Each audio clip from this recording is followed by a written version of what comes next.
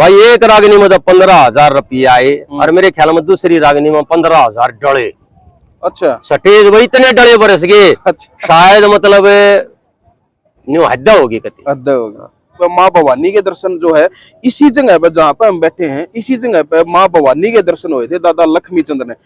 हरियाणा 1008 देखने वाले सारे बन भाइया ने राम राम। मैं दिनेश कुमार फिलहाल हरिद्वार में भाई गंगा किनारे पे बैठे हैं। आप देखने लाग रहे हो पीछे गंगा मैया जो है वह बहन लाग रही है और जो पीछे बच्चे नहाने लाग रहे हैं, आनंद लेने लाग रहे हैं। और एक कहावत कहा कर लोग न्यू कहा करे हैं, गंगा जी के मेले में मानस खो भी जाग रहे और खोया हुआ मानस पा भी जाग रहे। आज यह कहावत सच्ची होगी। आज मैं तुमने एक ऐसी शख्सियत मिलाऊंगा, एक ऐसे कलाकार से मिलाऊंगा, ऐसे रागनी गायक से मिलाऊंगा जिसको शायद रागनी प्रेमियों ने लगभग 20 साल पहले खो दिया था। लोग उसको ढूंढ रहे थे कि भाई यो जो कलाकार गया तो कित गया। 20 साल हो गए उसकी जो है स्टेज पर रागनी सुने, लेकिन आज वो एक कलाकार हमने गंगा जी के किनारे पे मिल गया है और आपकी मुलाकात करवावांगे। वीडियो ने लास्ट तक देखना, कमेंट बॉक्स में अपनी राय भी आप लोग जरूर देना। हमारे साथ जुड़ चुके हैं हरियाणा के मशहूर रागनी गायक नरेंद्र बॉबी बैंसवालिया जी। भाई साहब राम राम। राम राम भाई साहब। हरियाणा 1008 पर स्वागत है भाई साहब आपका। हरियाणा 1008 चैनल पर सभी दर्शकों को मेरी तरफ से हाथ जोड़ गए राम राम है। लोगों ने 20 साल हो गए नरेंद्र बैंसवालिया ने ढूंढन लाग रहे हैं। नरेंद्र बैंसवालिया की रागनी लोग सुनना चाहे हैं।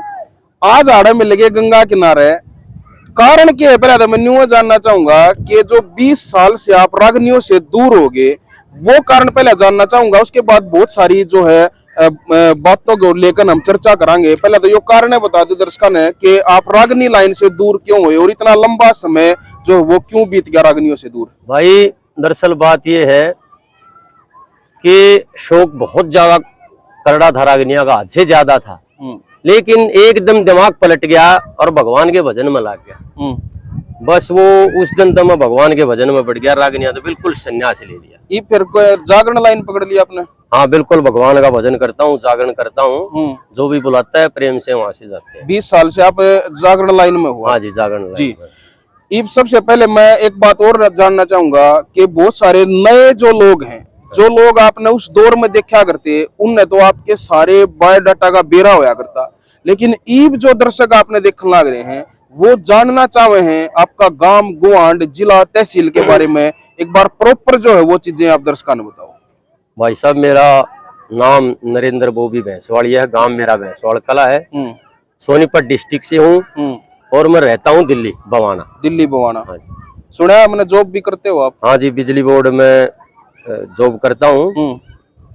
और अच्छा, रागनिया की जो शुरुआत है उस टाइम की, जब आपकी शुरुआत हुई पुराने दौर में, हम दर्शकों ने लेकर चलेंगे, वो कैसा समय था जिस टाइम पर आपने रागनियों की शुरुआत की?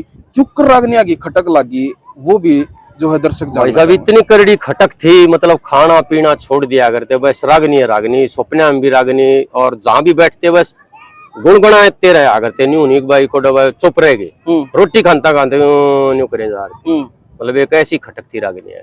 गुरु किसको बनाया आपने? गुरु मेरे घर आए में चाचा है पंडित जगदीश शर्मा, वो मेरे सतगुरु। क्या वो भी गाते बजाते थे कुछ? बहुत ज्यादा शौक था उनको। अच्छा। और वो हमारे पंडित लक्ष्मी चंद जी भमे वाले, अच्छा, उनके शिष्य थे। उनके शिष्य थे। और बहुत ज्यादा ज्ञानी थे जिसकी कोई हद नहीं। अच्छा। शायद कोई सी रागनी ऐसी हो जो तरज जो उसके याद ना हो। किस उम्र में आपने गाना शुरू कर दिया था भाई साहब?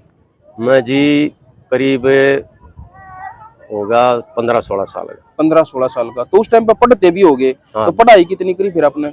पढ़ाई मैंने +2 12वीं तक पढ़ाई करी। अच्छा। उसके बाद 2 साल ITI करी। अच्छा। इलेक्ट्रीशियन से सोनीपत से। तो रागनिया के साथ साथ 15-16 साल की उम्र में रागनी गाना शुरू कर दिया, स्टेज प्रोग्राम शुरू कर दिया, जाना शुरू कर दिया उस टाइम पे। तो फिर पढ़ाई और गाना बजाना उस टाइम पे कैसे जो है अपने मैनेज? बस पढ़ाई तो भाई साहब इसी थी। वो वैसे तो 10वीं में भी 12वीं में भी सारे का फर्स्ट डिवीजन है, मेरिट ले रहा हूँ। अच्छा। लेकिन पढ़ाई उड़ाई इसी थी, निकल जी बहुत गणा सूखता था। अच्छा। बिल्कुल। अच्छा, एक चीज और आपकी जो है दर्शक बहुत पसंद करे रहे हैं, आजकल आपकी जो रागनी है वो फेसबुक वगैरह पे काफी वायरल होती है। लोग पुरानी क्लिपां उठा कर घेरते हुए हैं, जो वो झूमगन गाया करते, मतलब वो चीज है ना, लोग नुको है कि बस यह जो कला थी ना वह किसी भी कलाकार में नहीं हुई, और ना आज तक कोई और कलाकार ने देखा कि वह इस तरह से झूम कर है जो मतलब रागनी गाया करते। वह अन्यारी अदा थी जो उसकी के मतलब ऐसी कहाँ से वो जो है क्वालिटी आपने बस वो अपने एक दिल की भावना थी, मतलब एक शरीर तो डटा ही नहीं था ना रुका ही नहीं था। अच्छा। तो इतना कोई जैसे हासी में कोल्ला भी कह दे, कंचनार फलाना दगड़ा कुछ भी कह देते बिल्कुल हैं, कह दिया करें। लेकिन बस शरीर में इतनी लचक थी कि बस डटा ही नहीं था क्यों करे भी। अच्छा, ऐसी कार्रवाई थी बस। बिल्कुल झूम कर गाना। हाँ जी। अच्छा, रंग काट होया करते उस टाइम पे, तो लगभग उस दौर के एक बात मैं जानना चाहूंगा, उस आपके जो दौर था उस दौर के आपके जो समकालीन जो कलाकार हुए हैं वह कौन कौन थे उस टाइम पे जिनके साथ आपके रंग काट भी काफी जो है वो एक हमारे भाई साहब हैं बीरपाल खरकिया, उससे दौर में तो उनने शुरू किया था और उसी दौर में मैंने शुरू किया। अच्छा अच्छा अच्छा अच्छा। फिर तो बस शायद कोई कंपटीशन हरियाणा में ऐसा हो जित मैंने बेरा पाट जाए उड़ा रागनी कंपटीशन है, कोई नहीं छोड़ा, ना की तरफ ये मिल यारती ना कोई भाड़ा दी यारता, बस उन्हें पहुंच जाते। इतना करड़ा शौक था भाई साहब। बिना रुपया नहीं कुकर जाया करते भाई साहब, बस नहीं चले जानते, बस शौक इतना करड़ा था। कितने भाई क्या लटक पटक के चले जाते, कितने एक मैं मोटरसाइकिल ही ले रहा था घर के अंदर वादी थी, उस पर बैठ कर सारे साजिंदा ने भी उससे बैठा लेता। अच्छा। और नहीं पहुंच जाता। लेकिन हरियाणा में शायद 10-12 साल के दौरान ऐसा कोई कंपटीशन हो जिसमें मन आ गया। अच्छा, फिर बोला कोई नहीं करता उन्हें पहुंच जाए, वो शुरुआती दौर था। अच्छा, फिर बुलाना कद शुरू किया लोगों ने कि जो मतलब ऐसा मोड़, कौन सा मोड़ आया वो जब लोगों ने आपको बुलाना शुरू किया कंपटीशन में, लोगों ने पसंद करना शुरू किया कि भाई भी यो कलाकार है, यो मतलब साई के लायक हो गया, साई कद देना शुरू हुई आप? बस 1-2 साल के भीतर भाई साहब साई आने लगी थी। कोई न कोई एक आधा यार रागनी प्रेमी जो रंग काट के, जैसे फिल्मी ज्यादा गाया करता हूँ, तो तकरीबन लोग एक आधा आने लग गए थे साई दे। जित साई दे तो उड़े चले जाऊँ था, जितना दे उड़े भी जा रहा मैं। कोई भी कंपटीशन शायद ऐसा होगा 10-12-15 साल के दौरान कि जित में कंपटीशन बना गया, चाहे कितना नंबर पढ़ो या ना पढ़ो। उस टाइम पे एक चीज और होया करती, इनामी कंपटीशन होया करते, दंगली जिन्हें बोला करते। कोई ऐसा कंपटीशन भी जो आपने मतलब जो जीत्या हो जो आपने, या कोई ऐसा कंपटीशन जिसमें मतलब मैं कहना चाहूंगा, पूछना चाहूंगा कि बुरी तरह से नरेंद्र भैंसवाड़िया की हार हुई हो, या एक मतलब अच्छे तरीके से नरेंद्र भैंसवाड़िया की जीत हुई हो, वह यादगार कोई पल जो है वो आप साझा करना चाहो तो? यादगार पल यहाँ अपने कुंडली के पास है नांगल कला गांव, तो वहाँ बहुत बड़ा कंपटीशन होया और वहां में गदा जीत के लाया था। गदा जीत के 2.5 किलो की चांदी की गदा फर्स्ट आया। उसके 6 महीने बाद उनने फिर कंपटीशन करा लिया। फिर मैंने एक रागनी गाई, एक रागनी में 15,000 रुपये आए। फिर मैंने दूसरी रागनी ठाई, दूसरी रागनी में आगे तो किसी ने कोई शराबी था, दारू दूरू पी रहा था, उसने मेरे को कुछ बोल दिया। अच्छा। मन ने उसको उसी भाषा में, जिस भाषा में वो बोल रहा उससे भाषा मन ने बोल दिया। अच्छा। अब उसकी तो आवाज मन ने सुनी और मेरी आवाज सारी पब्लिक ने सुनी। आप माइका में बोले? मैं माइका में बोल लिया। भाई एक रागनी में तो 15,000 रुपये आए और मेरे ख्याल में दूसरी रागनी में 15,000 डले। अच्छा। सटेज वही इतने डले बरस गए। अच्छा। शायद मतलब न्यू हद्दा होगी, कति हद्दा होगी, समय की बात। अच्छा, एक बार आपने गदा जीती आपने। हाँ। आज भी आपके पास जो है वो गदा रखी? बिल्कुल, गदा घर पर रखी होगी। 2 किलो 500 ग्राम चांदी गदा है। 2 किलो 500, 2.5 किलो की चांदी गदा मिल रही है। अच्छा अच्छा, कोई ऐसा पल भी साझा करना चाहोगे? वैसे तो बहुत कम कलाकार हैं जो इस तरह की बात साझा करा करें, लेकिन मेरा पूछने का फर्ज बना है, मैं पूछना चाहूंगा, मैं मतलब एक जिज्ञासु के रूप में आपसे बात कर रहा हूँ। कोई ऐसा कंपटीशन जिसमें नरेंद्र भैंसवाड़िया ने ये लग गया हो कि भाई आज तो बुरी तरह हार गए? भाई देखो, ऐसा तो पल भाई साहब घना याद है तो है नहीं, बहुत साल पहले ये बात, पर बतेरे हुए होया है ऐसी बात। क्योंकि 2 पहलवान लड़िया करते जब भाई जीत एक हारेगा, बिल्कुल बहुत बार होया है। क्योंकि लोग अपनी जीत के तो गुणगान गाते हैं, हार का कोई नहीं बताता, अपनी बूंद ने कोई नहीं बता, आज ने सब बता देंगे। बिल्कुल नहीं, बहुत बार हुई भाई साहब हमारी गले, तो हमने तो इतना संघर्ष कराया है जिसकी कोई हद नहीं। मेरे परिवार में मेरा चाचा, ताऊ, दादा, कोई भी तो नहीं भाई ऐसा शौकीन हो भाई जो गाता हो, बस मन में ऐसा शौक था। अच्छा, उस दौर में भाई साहब एक चीज और मैं पूछना चाहूंगा, जो सीनियर कलाकार होया करते, जिस टाइम पे आपने शुरुआत करी तो सीनियर कलाकार भी होंगे उस टाइम पे जिनके काफी नाम होंगे, तो क्या वे नए कलाकार की सपोर्ट कराया करते उस टाइम पे? ऐसा था, आज यूट्यूब का जमाना है और कोई भी कलाकार आ जाओ उसी की यूट्यूब पे भी आओगी, कंपनी वाला उसने रागिनी ने भी डालेगा और उसका नंबर भी आता है। बिल्कुल बिल्कुल। लेकिन हमारे उस दौर में तो ये 5-6 कलाकार थे, किसी का नंबर ही नहीं आने दिया थे, चाहे कोई भी हो।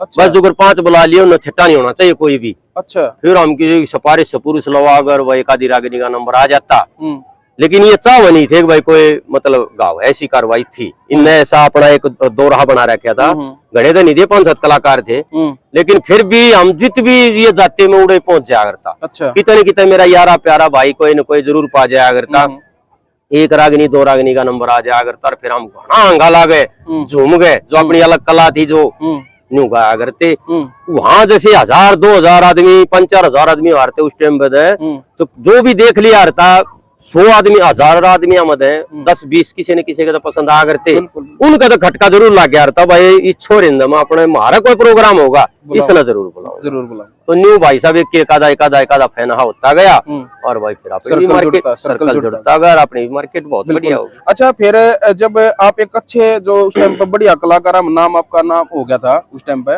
तो वो किस्सा मैं जानना चाहूंगा और दर्शक भी जानना चाहे कि रागनियों के कारण आपने जो है सरकारी नौकरी मिली ना। न्यू क्या करें, आज भी कहते हैं कोई बालक जब इस लाइन में बढ़े है, रागनी लाइन में, तो घर परिवार जो उसने रोक के है सोचे क्या मैं बढ़न लग रहा है, कोई भविष्य नहीं मानते। लेकिन आप उस टाइम के कुछ चुनिंदा कई कलाकार थे उस टाइम के, उनमें तो एक आप भी थे जिनने रागनियों के दम पे एक मुख्यमंत्री ने सरकारी नौकरी आपको दे दी थी। आज भी आप जो उस पर सर्विस करने लग रहे हो, अच्छी एक बढ़िया सैलरी उस पर आप लेने लग रहे हो, बढ़िया जो है भविष्य जो है आपका बनया है उस दौरान। तो उस मुख्यमंत्री का भी नाम दर्शक जानना चाहोगे, और वो जो किस्सा है वो कौन सी स्टेज थी, कितिया कहानी बनी कि एक मुख्यमंत्री ने आपको रागनी गाते हुए पसंद किया और सरकारी नौकरी जो है वह ऑफर कर दी? ये भाई साहब सन 1998 की बात है और बवाना कंपटीशन। अच्छा। और 5-6 कलाकार जो उस टाइम के मार्केट के कलाकार थे वो उन्हें बुला रखे। ठीक है। और मैं बुला नहीं रखा था। अच्छा। वो पहुंच गया, मगा भाई एक रागिनी का मेरा भी नंबर दो। अच्छा। वो माता रानी की इसी कृपा हुई, वो बोले भाई सब तो पहले इसका नंबर दे दो, नया है कोई बात ना। हाँ। इतने प्रोग्राम जमेगा, इतने यो गा देगा। मैं गानता ही खड़ा होया। इतने में दिल्ली के मुख्यमंत्री थे भाई हमारे भगवान स्वरूपी पूजनीय डॉक्टर साहब सिंह वर्मा जी, वो एकदम स्टेज पर आगे, वर्मा जी आगे, वर्मा जी आगे, वर्मा जी आगे, और भाई एकदम स्टेज गति पब्लिक तो भर गया, और पब्लिक तो थी वैसे भी। मेरा नंबर आ रहा था भाई, मैंने एक रागनी सुनाई, हंगा लगा, जितना भी हंगा लग गया, अगर चटक मटक जो मेरे में थी वह मैंने रागनी सुनाई। वर्मा जी बोले बेटा सुभाष चंद्र बोस की आती है? मैं बोले हाँ जी। मैंने फिर एक सुभाष चंद्र बोस की रागनी सुनाई। कौन सी रागनी सुनाई? वो धोखा देगा परदेसी ने डांटा ना कर तेरी, घर आए मानस के शरण काटा ना कर तेरी। अच्छा, या आपने मुख्यमंत्री साहब सिंह वर्मा के सामने रागनी सुनाई उनकी फरमाइश पे। उसके बाद क्या हुआ? वार्ता बोले गए। फिर बोले बेटे भगत सिंह जी की आती है? अच्छा। मैं बोला जी भगत सिंह जी की आती है। बोला एक रागनी सुना भाई। अच्छा। मेरा तो इंटरव्यू हो गया भाई। अच्छा। फिर मैंने जीवा भगत सिंह की रागनी सुनाई। लाहौर जिले में एक छोटा सा बंगा गांव सुना हो, जैल सिंह सरदार रहे थे, किस्सा तमाम सुना हो। क्या बात है भाई साहब, न्यू मजा नहीं आया होगा। देखो 20 साल बाद जो है दर्शक आपने देखने लग रहे हैं, आपका इंटरव्यू देखने लग रहे हैं, गा के ना सुना दो। हाँ, वे लाहौर जिले में एक छोटा सा बंगा गांव में सुना हो, हीर जैल सिंह सरदार रहे थे, किस्सा तमाम सुना हो। लाहौर जिले में एक छोटा सा बंगा गांव सुना हो, जैल सिंह सरदार रहे थे, किस्सा तमाम सुना हो। लाहौर जिले में एक छोटा सा। क्या बात है भाई। तो वह रागनी सुनाई। 3 रागनी होगी भाई। फिर मैं बोला भाई हमारे आदर के योग्य आदरणीय हमारे डॉक्टर साहब सिंह वर्मा जी दिल्ली सरकार मुख्यमंत्री आए हुए हैं, उनके स्वागत के तौर पे मैं एक रागनी सुनाता हूँ। अच्छा। भाई एक रागनी मन वर्मा जी के स्वागत के बारे में जबरदस्त रागनी, एक एक बोल मेरा ध्यान हाथ काटे है। साहब सिंह वर्मा आए, नई रोशनी लाए, सुन लो रे नर नार सबके काम करे से, यो देव रोजगार सब ने रे सबके काम करे। या वो रागनी थी भाई।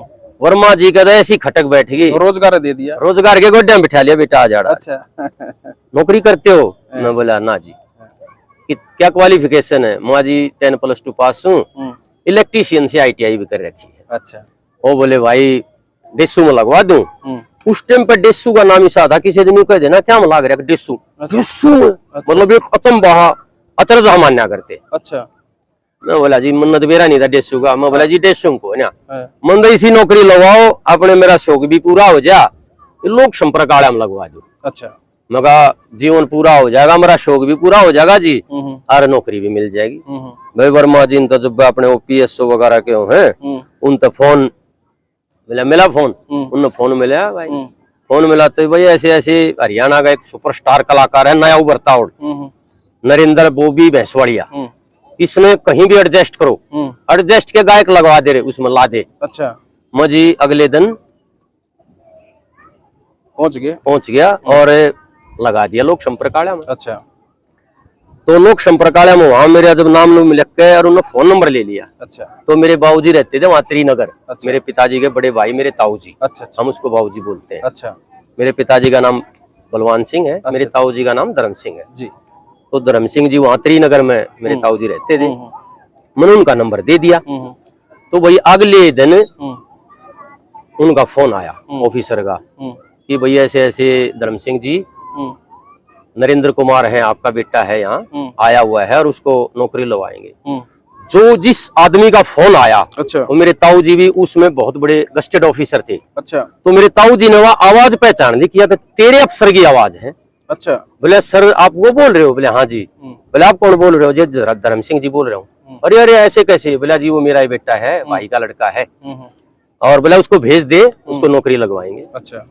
तो भाई बोला जी ठीक है जी, मैं अभी उसको कल भेज देता हूँ।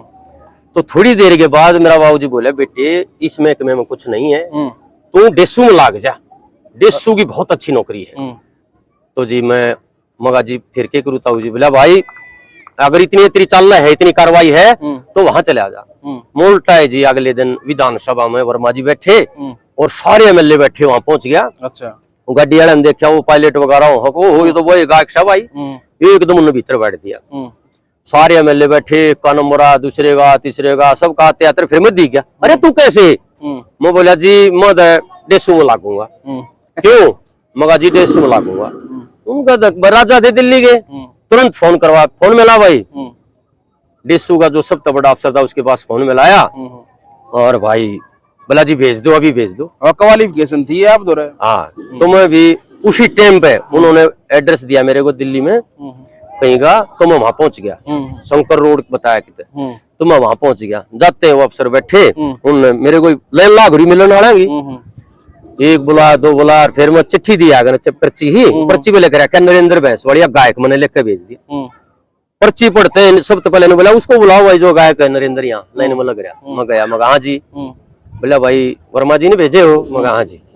मैं नाम लिख लिया। बोला आज तो तेरी नौकरी पक्की और शालीमार बाग चला जा, वहां रजिस्टर मिलेगा और उस नाम के अफसर पाओगे, वहां अपनी हाजिरी ला। और उस दिन का दिन हर आज का दिन भाई वारे न्यारे हो गए। सबसे बड़ी समस्या देखो, समस्या जीवन में हर आदमी ने हो है और रहेंगी, तो कोई भी हो, लेकिन सबसे बड़ी समस्या होती है रोजगार की। अगर रोजगार उसको मिल जाता है तो वह समस्या मिट जाती है। और समस्याएं तो देखो भाई वो तो जीवन में चलती है, बिल्कुल। तो ये अपने जीवन की बात सफर था भाई साहब, मौज होगी, बिल्कुल मजा आ गया। तो अब परिवार में कौन कौन है भाई साहब? परिवार में भाई साहब अपने 2 बच्चे हैं, बेटा बेटी, और हम दो हमारे। हाँ, बेटा 12वीं में पढ़ रहा है। अच्छा।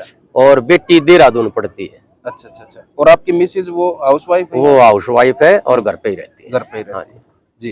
मतलब जीवन ही बढ़िया चल रहा है। ऊपर से जो है फिर माता रानी के प्रोग्राम, माता रानी की मौज होगी जी। अच्छा, जो जागरण लाइन में आप आगे रागनिया ने छोड़ कर, फिर आप जागरण लाइन में आ गए, तो उसके बाद जागरण लाइन में जो मतलब किस तरह का जो मुकाम जो हासिल हुआ, कितना लोगों ने प्यार दिया, भाई साहब और आज जो है किस लेवल के आप कार्यक्रम करते हो वो भी दर्शक इतना प्यार दिया भाई साहब, जित भी चले गए, जिस भी गांव में, जिस कॉलोनी में, जहां भी अपना जागरण का प्रोग्राम हो गया, नहीं मान ले वो जगह अपनी होगी, उसमें सबसे पहले मेरे को पूछा जाएगा भाई उस दिन प्रोग्राम है और आपने आना है।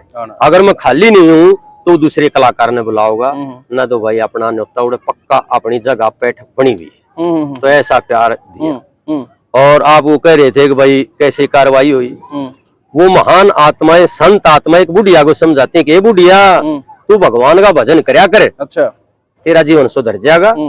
मन सोची भगवान का भजन करने से एक बुढ़िया का जीवन सुधर सके है।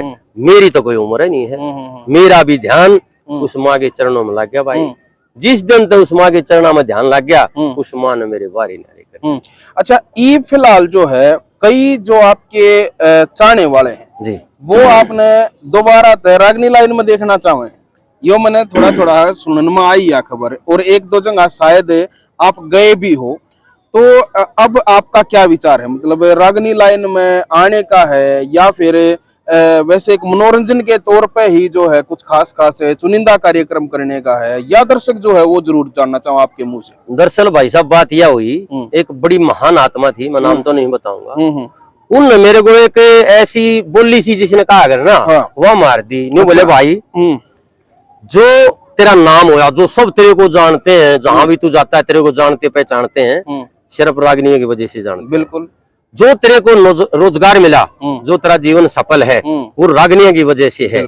और जरूरी नहीं है कि भाई रागनी भी एक किस्म से, जैसे पंडित लक्ष्मी चंद जी हैं, पंडित मांगे राम जी हैं, जाटमेर सिंह जी हैं, पंडित जगन्नाथ जी हैं, दयाचंद मायना जी हैं, मुंशी रामचंद जी, सत्संग टाइप है। तो उन्होंने कहा कि भाई गाया करे, जो इनकी ये रागनी बोलते हैं ना जिसको, वो भी एक किस्म से भजन है, भगवान का ही भजन है, वो इतनी ज्ञान की बातें हैं। तो फिर एकदम मेरा खटका सा लग गया, मैंने उसको वचन दिया, मैं बोला भाई आज के बाद ये मेरा आपका वायदा है। देखो ये कंपनी वाले जो होते हैं, जैसे भाई ये गा वो गा वो गा, वो रागनी चढ़ रही है, ये कर, मैं ऐसा तो करूंगा नहीं। लेकिन जो भी मेरे को इज्जत से बुला होगा, घना बिजनेस वाली बात तो है नहीं, लेकिन जो घना प्यार से बुलाएगा मेरे को, जो मेरा करड़ा चाहता है कि भाई हम तो नरेंद्र भैंसवाड़िया की दो बात सुनना चाहे, ना तो किसी के लिए रंग काट करूं, ना भाई कोई हार जीत वाली बात, कोई गदा जीत के लाऊं, ना कोई न्यू का भाई हमने 1 लाख का इनाम धर रखा है भाई वह नाम जीत के जा, ऐसा कोई नहीं है। मन तो जो इज्जत से बुलाओगा भाई, दो रागनी जैसी भी मेरे को आती है मैं जरूर सुना गया, जरूर सुना गया। बिल्कुल। अच्छा, एक चीज और जानना चाहूंगा मैं, जो समय बदला है, जो उस बदलाव के बारे में मैं बात करना चाहूंगा। एक आपका दौर होया करता, वो 20 साल पहले का जो रंगकाट का जो दौर होया करता, और जो कंपटीशन जो होया करते, जो कलाकार की जो मतलब उस टाइम की जो भावना होती थी हम तो नहीं जानते, लेकिन आज के जब दौर को आप शायद यूट्यूब पे देखते होंगे, आज के जो कलाकार साथी हैं वो आज रंगकाट भी करते हैं, आज के कंपटीशन जो प्रोग्राम जो होते हैं, उस दौर में और ईब के दौर में, उन कलाकारों के गाने में और आज के कलाकारों के गाने में, उस दौर के रंगकाट में और आज के दौर के रंगकाट में आप कितना अंतर जो है महसूस करो? देखो भाई साहब, अंतर तो दिन रात का हो रहा है। पहले जैसे बहुत से गायक थे भाई, कोई भी कुछ भी कह दिया करता, जैसे हम भी जवानी में थे, मैं भी कुछ होगा के खड़ा हो जाया करता, कोई चुटकुला कह दिया करता, लेकिन बालक था, बुद्धि नहीं थी। देखो नहीं कहे वह सब इस बात ने कहे भाई दौड़े नहीं ना हो रहे, गाम में नहीं हो रहे, ये एक्सपीरियंस तो है। बिल्कुल। तो भाई जो जो उम्र बदलती गई ऐसे ऑटोमेटिक दिमाग भी बदलता जा है। तो भाई बात से भाई उस टाइम का जो दौर था वो थोड़ा बिल्कुल अटका था। ईब जो दौर है वो बिल्कुल बहुत बढ़िया है, रागनिया भी सब क्या है, ईब सुधार भी आ रहा है। लोग न्यू भी कहे कि ईब जो कई जो नए कलाकार भी आए हैं, या फिर एक जो बीच वाले दौर के जो कलाकार हैं, बहुत सारे जो है, किस नाम मैं अगर एक का लूंगा तो शायद दूसरा हमारा कलाकार साथी को एक काली मान जाएगा, इसलिए भाई सब का आ गया इसमें, जो बीच वाले दौर के भी हैं और जो ई वाले दौर के भी हैं। उनने मतलब एक ऐसा माहौल फिलहाल बनाया कि स्टेज पे गंदा जो पहले बोल पड़ा करते कलाकार, पहले बोल पड़ा करते आप हो, लेकिन आज जो है बहुत कंट्रोल हो गया इन चीजों पे, और अगर कोई गंदा बोले भी है तो उसने लोग टोक भी दे हैं, सुनना ही पसंद नहीं करते भाई साहब। पसंद नहीं करते। ये एक चीज तो देखने मिला है कि रागनिया के जो श्रोता है वो कम हो गए। आपके उस दौर ने देखा तो आज के दौर में मेरे ख्याल में 10-20% 10% भी नहीं रह रहा भाई साहब, 10% ही रह गया। पहले हाँ जब हम रागनी कंपटीशन में जाया करते, मान ले सोनीपत कंपटीशन था और पेनाना भी दलाड़ा आनते तो मुंडा शाले नु बेरा पाट जाया करता कंपटीशन है कोई ट्रैक्टर हमारे कोई। लेकिन आज उस समय जो वो समंदर होया करता, दर्शकों का समंदर, उसने कहा सराय सर चमकिया करते, उसमें तो आज क्रीम रहेगी। बिल्कुल आज 10% क्रीम रहेगी, इसीलिए शायद जो है कलाकार वो सब गाना पसंद करे हैं और यो मतलब होना भी चाहिए। देखो एक मनोरंजन का जो समय था ना भाई साहब उस टाइम पे, बिल्कुल उस टाइम पे ये मनोरंजन का साधन था। अब तो यूट्यूब का जमाना रिसा, सोशल मीडिया जो बोलते हैं ऐसा जमाना आ गया, आगे 1 मिनट में को वो ही खड़ा पाओगा, तो वो फर्क है। पहले सिर्फ एक रागनिया का इतना शौक था लोगों ने, मनोरंजन का एक साधन था, एक मजा आ करता, पूरी रात कितना जड्डा हो कितनी गर्मी ईब के है, कितना भी कंपटीशन होता हो। मैंने भी वैसे 1-2 जगह देखा है 200 रागनी गायक होंगे, जैसे बजानिया गायक और भाई सारी कार्रवाई, और सुनने वाले कुल 150, मतलब उनकी जो तादाद है गाने वाला की ज्यादा पावर, सुनने वाला की कुल 150 आदमी। बिल्कुल तो इतना फर्क पड़ गया। पहले हद थी भाई साहब, हद कथी, बिल्कुल साला पट्टा करता। बिल्कुल। तो आज जो है गंगा के किनारे पे बैठे हैं, तो आपसे मुलाकात हुई है, आपसे वार्तालाप हुई है। आज हरियाणा 1008 के दर्शकों के सामने जो है अपनी जो बातें शेयर करके आपने किसा लग गया? भाई साहब घना बढ़िया लग गया, और वो थोड़े तो मैं खराब न जाऊंगा तो पहचान लिया, मैंने भी पहचान लिया, तो थोड़ी फिर आपने तो मकती पकड़े लिया तो कोई बात नहीं है। तो वो गंगा जी के मेले में भाई साहब कोई भी मिल सके, और मेला ही उसको बोलते हैं। अब जहाँ पब्लिक की भीड़ हो, बहुत ज्यादा पब्लिक इकट्ठी हो जाए, उससे नहीं मेला बोल रहा। तो आड़े मेले में आप टकरा गए, भाई मैं भी गंगा जी का स्नान करने आ गया था, तो मगा भैया स्नान कर काम है, और भाई साहब आपका यहाँ मिलन हो गया, तो आपने कह दिया तो कोई बात नहीं, मगा भाई जो कर भी कहोगे हम तो पत्थर पे बैठ जाएंगे।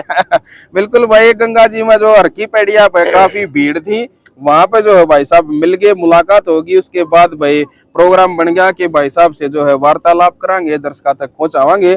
उसके बाद हम भाई साहब ने बिल्कुल एकांत में शांत माहौल में लेकर आए हैं, और जो यो नजारा आप देखने लग रहे हो, कदे आप आड़े घूमन आओ तो फिलहाल हमें चंडी देवी जो माता है, चंडिका माता का जो मंदिर है, उसके जो है पहाड़ जो ऊपर आप देख सको, उन्होंने ऊपर दिखाइयो भाई एक बार, चंडिका माता का मंदिर है उधर, और वहां का जो नीचे जो चढ़ने से पहले जो ये चंडी देवी घाट बोला जाओ है, इस घाट पे फिलहाल हम बैठे हैं। जो हमारे चाचा जी बैठे हैं, एक बार दिखाइए भाई मास्टर जी काफी देर से जो है वो बैठे जो है पूरा जो है इंटरव्यू सुनने लग रहे हैं, हमारे चाचा जी हैं।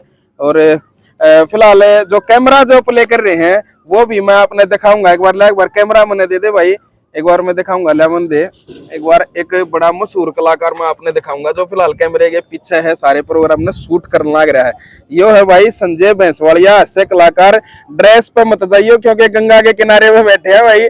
आड़े का जो पहनावा है आपने बेरा है, फिलहाल नहान धोना रहे थे, एंजॉय करना रहे थे, घूमन फिरना रहे थे, गंगा मैया के दर्शन करना रहे थे, डुबकी लगाना रहे थे। तो भाई वो है पहनावा पहन रहे कदे को भाई नु का संजय भैंसवाड़िया कच्चे में बैठा था।